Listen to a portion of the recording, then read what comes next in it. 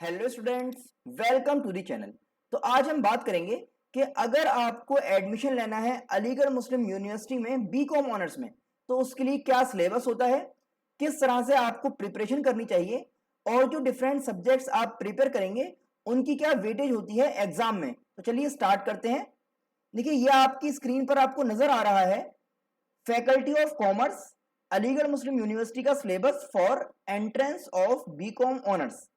तो यहां पर आप देखेंगे कि सबसे पहले अगर हम बात करें इंग्लिश की, तो देखिए इंग्लिश जो है आपकी 25 मार्क्स की होती है और इन 25 मार्क्स में क्या क्या टॉपिक्स आपको कवर करने हैं देखते हैं। सबसे पहले है देखिए comprehension at paragraph and sentence level, फिर है identification of common errors, grammar and usage, यहां पर आपको मिल जाती है वोकेबलरी जिसमें है word formation, synonyms, antonyms, pairing of words, sentence structure and construction, prepositions और कंप्लीशन ऑफ सेंटेंसेस। तो यहां पर कुछ टॉपिक्स तो ऐसे हैं जो बहुत ही ज्यादा इजी होते हैं, आप बिना पढ़े भी थोड़ी बहुत इंग्लिश की नॉलेज के साथ इनको कर सकते हैं। लेकिन वहीं पर कुछ टॉपिक्स ऐसे होते हैं जो वाकई में आपको परेशान कर सकते हैं। जैसे परेशान करने वाले अगर टॉपिक्स की बात करूं मैं, तो यहां पर आपको सिनोनिम्स और एंटोनिम्स जरूर परेशान करेंगे, क्योंकि आप कितने भी सिनोनिम्स और एंटोनिम्स याद कर लीजिए, वहां पर पता नहीं क्या आ जाए तो वो याद करे हुए में से पता नहीं कभी कभी फंस भी जाता है, कभी कभी नहीं भी फंसता। तो खैर करना आपको सभी है, तो इन पर थोड़ा ज्यादा आप फोकस कीजिए सिनोनिम्स और एंटोनिम्स पे। कभी कभी 5-6 question back to back synonyms और एंटोनिम्स के आ जाते हैं एक ही पेपर में। और अगर मैं आसान वाले पार्ट की बात करूं तो देखिए यहां पर प्रीपोजिशन, कंप्लीशन ऑफ सेंटेंस और सेंटेंस स्ट्रक्चर एंड कंस्ट्रक्शन वाला जो पार्ट है ये बहुत इजी होता है। यहां पर आपको भाई जंबल्ड वर्ड मिल सकते हैं, उनकी हेल्प से आपको एक सेंटेंस बनाना होता है। इसी तरह से भाई प्रीपोजिशन वाला पार्ट इजी होता है। अगर हम आगे चलें तो देखिए 20 मार्क्स की यहां पर मिलती है आपको अकाउंटेंसी, और ये वो सब्जेक्ट है जो आपका जरूर स्ट्रांग होना चाहिए। भाई आप कॉमर्स बैकग्राउंड से हैं, 2 साल से आप अकाउंट्स पढ़ रहे हैं, तो इस सब्जेक्ट पे आपको जरूर कमांड होनी चाहिए और कोशिश ये करनी चाहिए कि भाई ज्यादा से ज्यादा स्कोर कर पाए हम कॉमर्स वाले अपने कोर सब्जेक्ट्स में।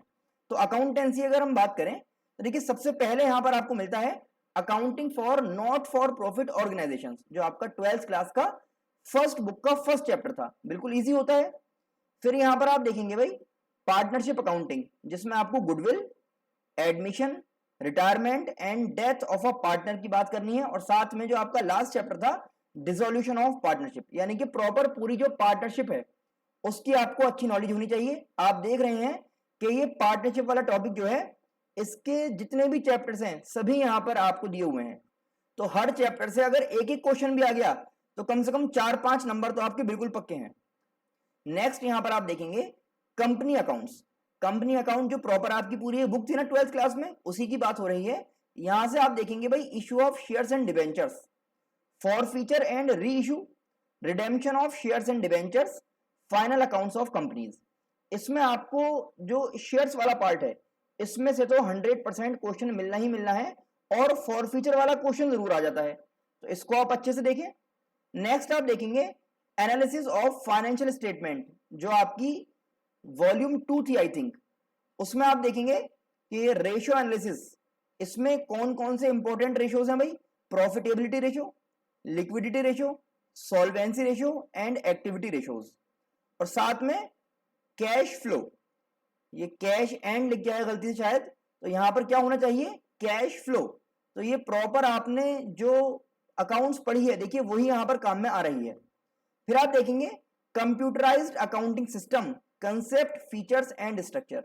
यहां पर बच्चे फंस जाते हैं, क्योंकि होता ही है कि कंप्यूटराइज अकाउंटिंग वाला पार्ट हम 11th में और 12th में दोनों ही क्लासेस में नहीं पढ़ते, जबकि बुक में दिया हुआ है। तो आप सभी लोग अपनी बुक उठाएं, उसमें पीछे के चैप्टर्स पर जाइए और वहां पर आपको मिलेगा कंप्यूटराइज अकाउंटिंग, इसको जरूर पढ़िएगा, 1-2 क्वेश्चन इसमें से भी जरूर आपको मिल जाएंगे। आगे बात कर लेते हैं भाई बिजनेस स्टडीज। 15 मार्क्स की वेटेज रखता है यहां पर आपके लिए बिजनेस स्टडीज। इसमें देखेंगे भाई nature, functions and principles of management. तो ये समझ लीजिए कि भाई स्टार्टिंग के जो 2 चैप्टर हैं आपकी बुक के वो यहां पर काम में आ रहे हैं।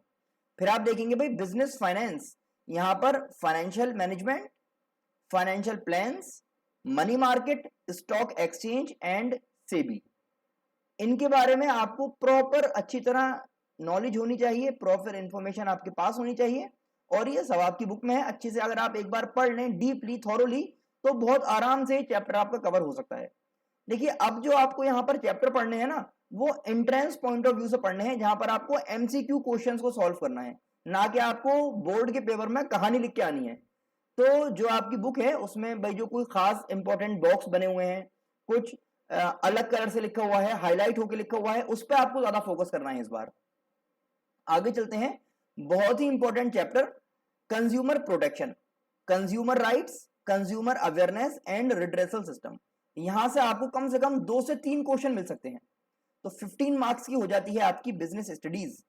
आगे चलते हैं, देखिए इकोनॉमिक्स पर, और इकोनॉमिक्स जो है वो आपको 10 मार्क्स दिलवा सकता है।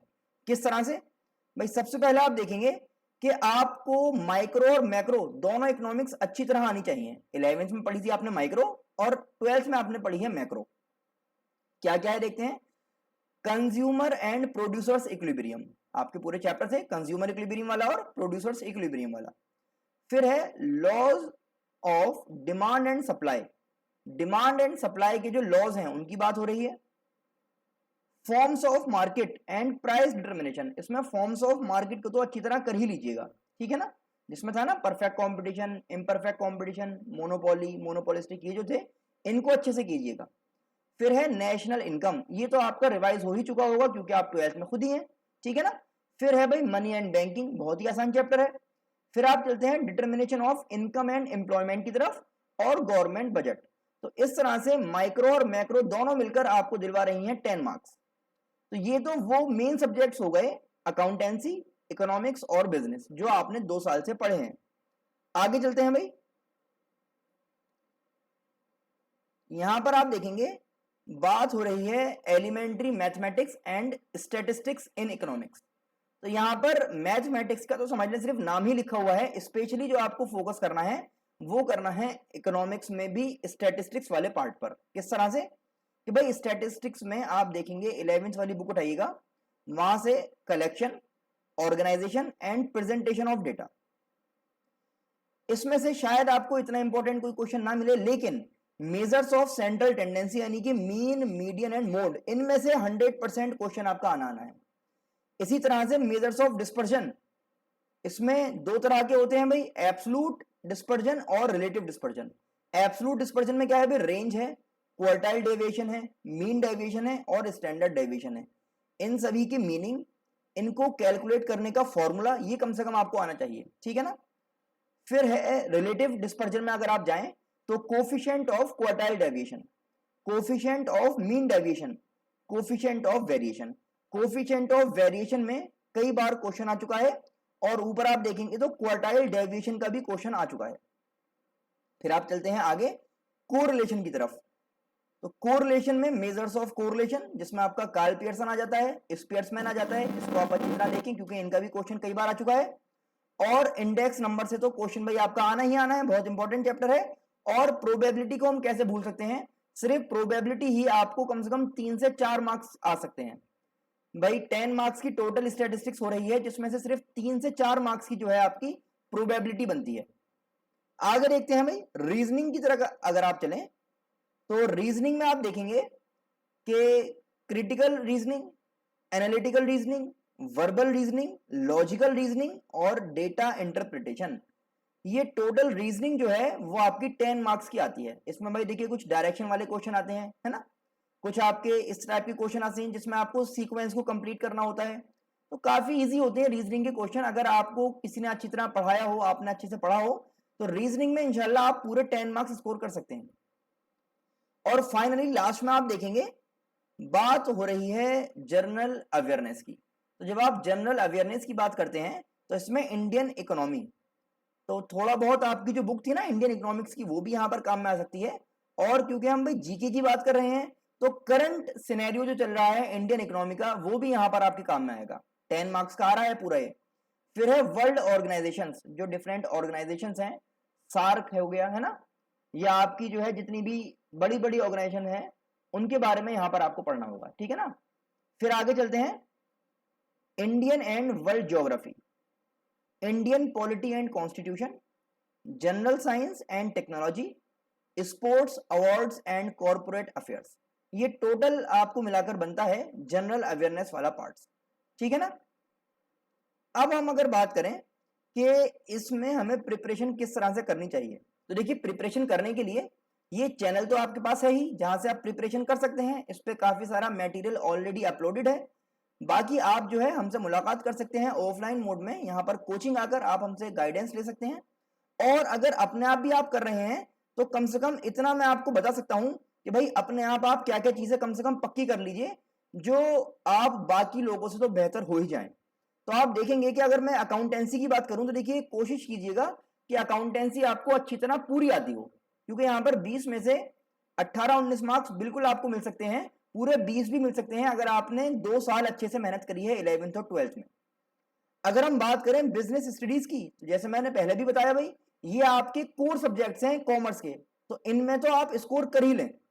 और इसी तरह इकोनॉमिक्स है, तो आप देखेंगे भाई 10 मार्क्स की इकोनॉमिक्स, 15 की हो गई बिजनेस, टोटल हो गए 25, और 20 मार्क्स की आपकी हो जाती है अकाउंटेंसी। तो 45 मार्क्स तो आपके ऐसे हैं जो आपको बिल्कुल समझ ले 45 में से 40, 42, 43 तो आप ले ही आए। अगर आगे मैं बात करूं आपसे, आगे हम यहां पर देखिए बात करते हैं स्टैटिस्टिक्स की। स्टैटिस्टिक्स के क्वेश्चन इतने इजी आते हैं कि आप सोच नहीं सकते।